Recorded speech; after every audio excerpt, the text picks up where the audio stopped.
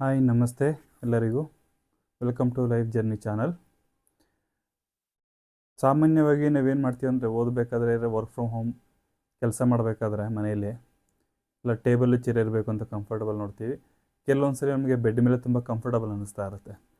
So bed ಮೇಲೆ ನಾವು ಕೂತಾಗ ಏನಾಗುತ್ತೆ, ಈ ಥರ ಫ್ಲೋರ್ ಮೇಲೆ ಕೂತ್ಕೊಂಡು ನಾವು ಕೆಲಸ ಮಾಡಬೇಕಾದ್ರೆ ಮತ್ತು ಕೆಲವೊಂದು ಸಲ ನಾವು ಹಿಂಗೆ ಬೆಡ್ಡಿಗೆ ಹೊರ್ಕೊಂಡು ಇಲ್ಲ ಮಲಿಕೊಂಡು ಕೆಲಸ ಮಾಡ್ತಾ ಇರ್ತೀವಿ. ಸೊ ನಾವು ಈ ಥರ ಏನು ಮಾಡೋದು ಅಂತ ಯೋಚನೆ ಮಾಡ್ತಾಯಿದ್ವಿ.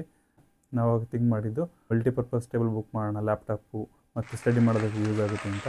ಅದನ್ನು ಅಮೆಝಾನಿಂದ 3-4 ದಿನಗಳ ಹಿಂದೆ ಬುಕ್ ಮಾಡಿದ್ದೆ. ಇವತ್ತು ಡೆಲಿವರಿ ಆಗಿದೆ. ಬನ್ನಿ ನೋಡೋಣ. ನೋಡೋದಕ್ಕೆ ಬಾಕ್ಸ್ ದೊಡ್ಡದೇ ಕಾಣ್ತಾ ಇದೆ.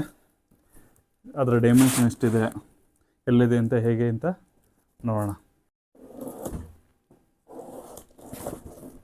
Wow, super.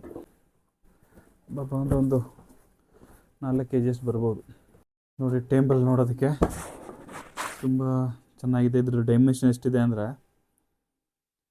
60 ಸೆಂಟಿಮೀಟರ್ ಉದ್ದ, 40 ಸೆಂಟಿಮೀಟರ್ ಅಷ್ಟು ಅಗಲ ಮತ್ತು 26 ಸೆಂಟಿಮೀಟರ್ ಅಷ್ಟು ಹೈಟ್ ಇದೆ. ಇದು ನೀವು ನೋಡ್ಬೋದು. ಇಲ್ಲಿ ಡ್ರಾಯರ್ ಎಲ್ಲ ಕೊಟ್ಟಿದ್ದಾರೆ.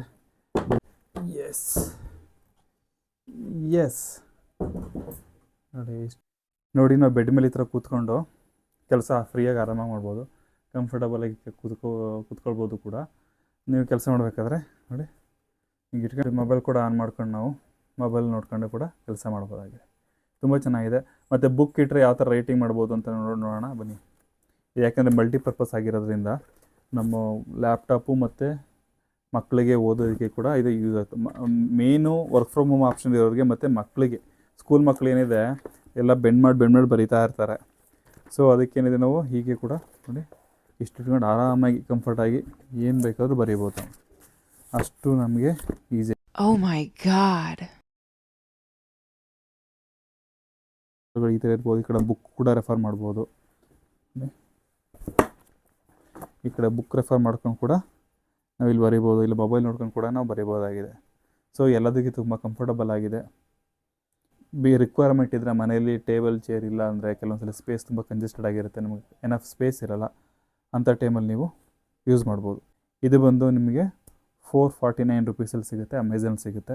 ಸೊ ನಾನು ಯಾವ ಕಂಪ್ನಿ ಅಂತ ಹೇಳೋದಕ್ಕೆ ಹೋಗೋದಿಲ್ಲ, ಯಾಕಂದರೆ ನಾನು ಯಾವ ಕಂಪ್ನಿನೂ ಕೂಡ ಇಲ್ಲಿ ಪ್ರಮೋಟ್ ಮಾಡೋಕ್ಕೆ ಹೋಗ್ತಾಯಿಲ್ಲ.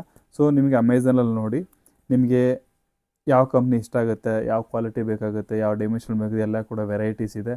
ನಿಮಗೆ 300 ರೂಪಾಯಿಂದನೂ ಕೂಡ ಸ್ಟಾರ್ಟ್ ಆಗುತ್ತೆ. ಇದು ಒಂದು ಮೀಡಿಯಮ್ ಕ್ವಾಲಿಟಿ ಬೇಕು ಅಂದರೆ ಒಂದು 450-500 ರುಪೀಸಲ್ಲಿ ತುಂಬ ಒಳ್ಳೆ ಕ್ವಾಲಿಟಿ ಸಿಗುತ್ತೆ.